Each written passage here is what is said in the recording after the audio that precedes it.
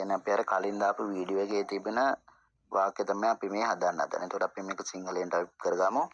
බල්ලෝ දෙදෙනෙක් පොර කමින් ඉන්නවා. එහෙම තමයි සිංහල වාක්‍යය එන්නේ. බල්ලෝ දෙදෙනෙක් පොර කමින් ඉන්නවා. හැබැයි අපි ඉංග්‍රීසියට මේ වාක්‍ය හරවද්දී බල්ලෝ දෙදෙනෙක් පොර කමින් ඉන්නවා කියන වචන වලට ඉංග්‍රීසි වචන ආදේශ කරලා හදන්න බෑ. මේකේ සබ්ජෙක්ට් එක කියන්නේ බල්ලෝ දෙදෙනෙක් කියන එක අපේ වාක්‍ය මුලින් ලියා ගන්න ඕන. එතකොට බල්ලෝ දෙදෙනෙක් ඊට පස්සේ අපි ලියන්නේ පොර කමින් කියලා නෙමෙයි ඉන්නවා කියලා. ඒ කියන්නේ වාක්‍යයේ තියෙන ආධාරක පදය. එහෙම නැත්නම් ඉංග්‍රීසි වලින් කියනවා be verbs එක. එහෙනම් අපි වාක්‍යයේ බල්ලෝ දෙදෙනෙක් කියන සබ්ජෙක්ට් එක ගාවට ගන්නවා ඉන්නවා කියලා. බල්ලෝ දෙදෙනෙක් ඉන්නවා. ඊට පස්සේ අපි එතෙන්ට දානවා මේ බල්ලෝ දෙදෙනා මොනවද කර කර ඉන්න ක්‍රියාව කියලා. මෙතන නම් අපි වීඩියෝ එකේ දැක්ක විදිහට පොර කමින් තමයි ඉන්නේ. එතකොට අපි මෙතෙන්ට ඇඩ් කරා පොර කමින් කියලා. ඊළඟට අපි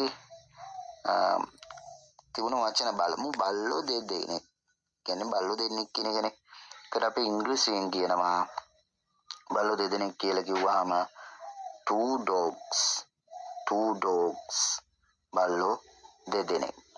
ඊළඟට අපි ලියන්නේ පොර කමින් කියලා නෙමෙයි ඉන්නවා කියන ආධාරක පදය. ඉන්නවා කියලා අපි ඉංග්‍රීසියෙන් කියන්නේ am is are වලින් තමයි ඉන්නවා කියලා කියන්නේ. ඒකදී අපි සබ්ජෙක්ට් එක සිංගියුලර්ද ප්ලූරල්ද කියලා බලලා be verb එක එකතු කරගන්න ඕනේ. දැන් මෙතන නම් two dogs කියලා බල්ලෝ දෙන්නෙක් නේ. එතකොට බහුවචනයි. එතකොට අපි be verb එක ගන්නවා are කියලා. එතකොට two dogs are.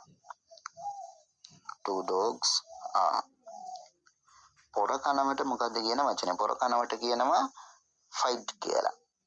සාමාන්‍යයෙන් පොර කනවට කියන්නේ fight කියලා. එතකොට එතන තියෙන්නේ පොර කනවා කියලා නෙමෙයි පොර කමින් කියලා. එහෙනම් අපි කරන්න ඕන fight කියන base verb එක අරගෙන එයාට එකතු කරන්න ඕන ing. ing දැම්මට පස්සේ හැදෙනවා fighting කියලා. එතකොට two dogs are fighting කියලා එනවා. අපි බලමු අවසාන උත්තරේ කොහොමද එන්නේ කියලා. බල්ලෝ දෙදෙනෙක්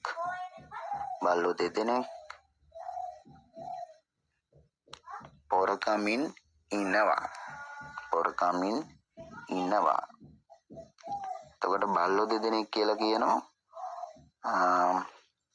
two dogs බහුවචනයි. ඒ නිසා අපි අර උඩ ලියපු be verb එක ක්‍රියාව fighting කියලා හදනවා පොර කමින් ඉන්න නිසා. අන්න ඒ විදිහට තමයි අවසාන උත්තරේ එන්නේ.